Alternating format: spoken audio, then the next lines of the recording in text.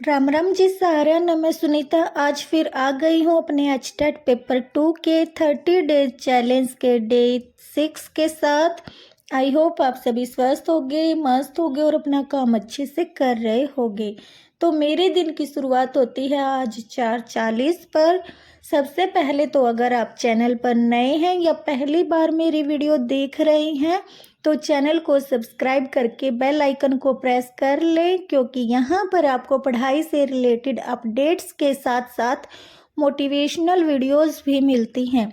तो आइए करते हैं वीडियो की शुरुआत।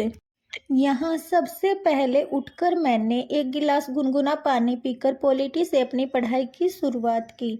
पॉलिटी में भी मैंने आज 4 जो छोटे छोटे चैप्टर्स थे संविधान से रिलेटेड उनका रिवीजन किया। उसके बाद फिर मैंने अपने घर के कार्य करने प्रारंभ किए। आज जैसे कि संडे है तो सभी लोग घर पर ही हैं, इसलिए संडे को पढ़ाई के लिए समय निकालना थोड़ा मुश्किल होता है। और जैसे घर में छोटे बच्चे होते हैं ना, तो फिर एक हाउसवाइफ का पढ़ाई के लिए टाइम निकालना और थोड़ा मुश्किल हो जाता है। लेकिन मुझे अभी थोड़ी सेटिस्फेक्शन है कि मैंने सुबह उठकर मॉर्निंग में लगभग 2 घंटे तक अपनी पढ़ाई कर ली थी। अक्सर जब हम सुबह उठकर पढ़ाई पहले कर लेते हैं तो पूरा दिन हम है ना, हमारा मन बहुत खुश होता है ये सोचकर कि हमने जो आज अपना टारगेट फिक्स किया था एटलीस्ट उसका कुछ पार्ट तो आज हमने कंप्लीट कर ही लिया है, और फिर पूरा दिन हमारा अच्छा जाता है। लेकिन इसके विपरीत अगर हम किसी दिन पढ़ नहीं पाते हैं तो फिर वही अपने आप में घुटन सी महसूस होती है, ये सोचकर कि आज का तो हमारा पूरा दिन ही खराब हो गया है। तो आज हम बात करेंगे 18 से 28 साल की उम्र के महत्व का। और देखिए, पढ़ने की कोई उम्र नहीं होती है। आप जिस भी एज में हो और मेरी ये वीडियो देख रहे हो तो भी अगर आप इस वीडियो में कई बातों का और अपने इस समय का सदुपयोग करेंगे तो ज़रूर ही एक न एक दिन आपको भी सक्सेस मिल ही जाएगी। अगर बात करें टीचिंग की या जो स्टेट गवर्नमेंट की जॉब है उसमें एज क्राइटेरिया लगभग जो जनरल कैटेगरी का होता है वो होता है 40 से 42 साल का। तो अगर आप 40 साल से कम एज के हैं तो भी ये वीडियो आपके लिए महत्वपूर्ण है।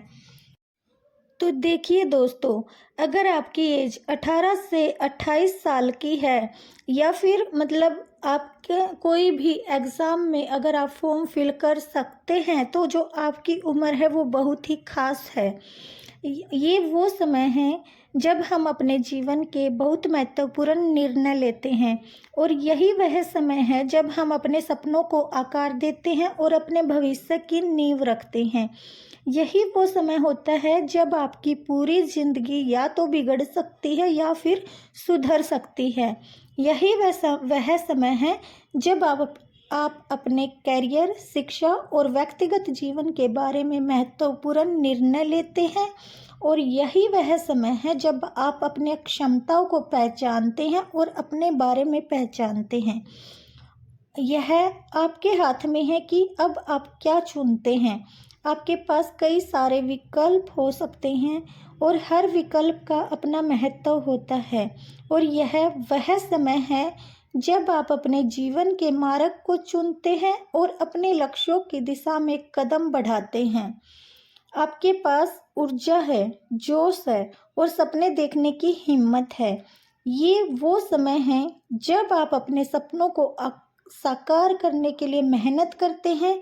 ये वो समय है जब आप अपने विचारों को वास्तविकता में बदलते हैं और अपने लक्ष्यों को प्राप्त करने के लिए प्रयास करते हैं। लेकिन क्या आप इन सब का सही इस्तेमाल कर रहे हैं?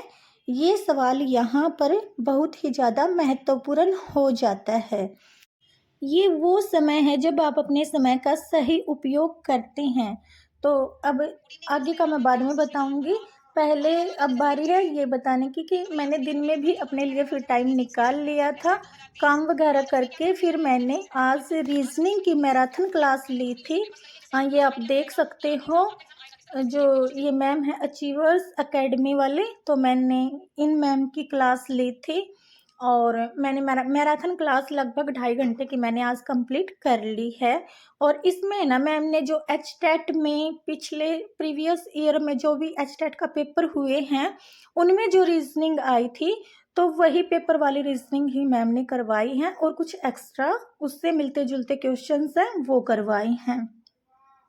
और अब बात कर रहे थे कि भाई मतलब आपके समय के बारे में, जो आपकी उम्र है।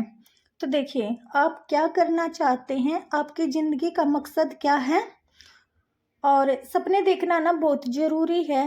सपने देखो, बड़े देखो, लेकिन सिर्फ सपने देखने से कुछ नहीं होगा। उन सपनों को हकीकत में बदलने के लिए आपको कड़ी मेहनत करनी पड़ेगी।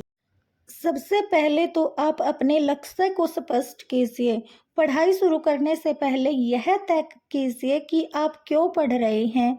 क्या आप किसी जिस भी कॉम्पिटिटिव एग्ज़ाम की तैयारी कर रहे हैं, और अपने करियर को आप कितना ऊंचाइयों पर लेकर जाना चाहते हो और अपने माता पिता को गर्व महसूस कराना चाहते हो, तो उसके लिए सबसे पहले ज़रूरी है कि आप अपने लक्ष्य को स्पष्ट करें। अपने उद्देश्य, जो भी आपका उद्देश्य है, उसको हमेशा याद रखें और इसे अपने स्टडी टेबल पर या डायरी पर या फ्रंट पेज पर कहीं भी लिख लें। और जब भी आप निराश हो तो इसे पढ़ें और अपनी प्रेरणा, मोटिवेशन को आप जागृत करें। और साथ ही टाइम टेबल बनाएं। एक मतलब जो होता है, कोई कोई होता है कि भाई हमारा है कि टाइम टेबल फॉलो नहीं कर पाते हैं, लेकिन हाँ, इतना है कि एक अपना आप क्राइटेरिया फिक्स कर लीजिए कि मुझे दिन में 4 से 5 घंटे तो पढ़ना ही पढ़ना है, चाहे कुछ भी हो जाए, कैसे भी करके 4 से 5 घंटे मुझे अपनी पढ़ाई के लिए निकालने हैं। और पढ़ाई करने के लिए ना एक सही माहौल तैयार करें। आप मतलब एक शांत और व्यवस्थित जगह पर पढ़ाई कीजिए। मैंने भी मतलब अपना कॉर्नर में अपनी स्टडी टेबल फिक्स कर रखी है, या फिर मैं अपने रूम में जब पढ़ाई करती हूँ तो मतलब कोशिश यही रहती है कि डिस्टरबेंस ना रहे। और उसके साथ ही अपनी दिनचर्या को सही रखें, क्योंकि अगर आपकी दिनचर्या है वो सही नहीं होगा तो भी आप अपना पढ़ाई के लिए समय नहीं निकाल पाओगे। मतलब ये आप अपने माइंड में फिक्स कर ही लो कि भाई मुझे 4-5 घंटे तो पढ़ना ही पढ़ना है, चाहे कुछ भी हो। और जो डिस्ट्रैक्शन है, सोशल मीडिया है, फ़ोन है, जिस टाइम पर आप पढ़ो तो उसको थोड़ा दूर रखो। आजकल तो क्या कि मतलब है भाई, ऑनलाइन हम पढ़ाई करते हैं, मैं भी फ़ोन से ही करती हूँ, जो मैराथन क्लास वगैरह लेती हूँ मैथ्स की और जो भी है, लेकिन उस टाइम पर सिर्फ पढ़ाई ही करनी होती है। बाकी जैसे व्हाट्सअप है, इंस्टाग्राम है, फेसबुक है, उनके नोटिफिकेशन है, उनको ऑफ कर दे जिस टाइम पर आप पढ़ रहे हैं। तो बस इतना ही है कि इस टाइम का आप अच्छे से सदुपयोग करें, क्योंकि ये वो समय है जो एक बार गुजर गया तो फिर कभी भी वापस नहीं आएगा। इसीलिए हमें इस समय का सदुपयोग करना बहुत ही ज़्यादा ज़रूरी है। तो आपको वीडियो कैसा लगा मुझे कमेंट करके ज़रूर बताना, और इसके साथ ही फिर मिलते हैं हम कल अपने डे 7 के साथ। तब तक के लिए bye bye, Ram Ram, take care, जय श्री श्याम। और अपनी पढ़ाई को अच्छे से करते रहिए, फुल मोटिवेशन के साथ और डेडिकेशन के साथ। Bye bye.